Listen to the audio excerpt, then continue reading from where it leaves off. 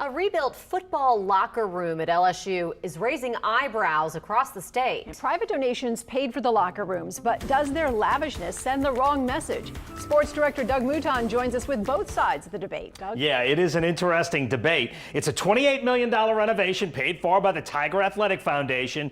Those defending the new locker rooms say the new business school was also paid for by private donations, and nobody had a problem with that. Now, here's what the new locker rooms look like. LSU released this video showing the locker rooms, which obviously they want to use as a recruiting tool. They include nap pods. And LSU also tweeted this video of players' reaction to the rebuilt locker room.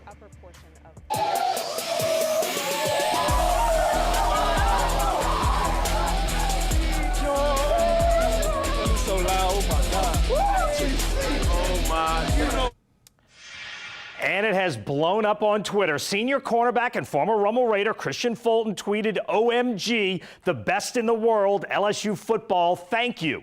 But there's also been a large backlash. LSU student Kat McKinney tweeted this picture as a response to that LSU video. She writes, "This is our library." That got a ton of response, including a lot of what she calls cyberbullying. And former LSU safety Eric Reed tweeted, "There are folks who could use a scholarship more than our guys need a TV in their locker. Those who know me know the amount of love I have for LSU. This is too much, though." Reed added, "Don't you find it interesting that we can convince people to donate millions to renovate a facility that doesn't need renovating?" And many replies on the other sides of the argument say people have the right to donate their money to whatever they choose. Now, the debate is on. LSU will have a ribbon cutting and an open house to show off those new locker rooms and their new performance nutrition center on Wednesday. Karen, Katie.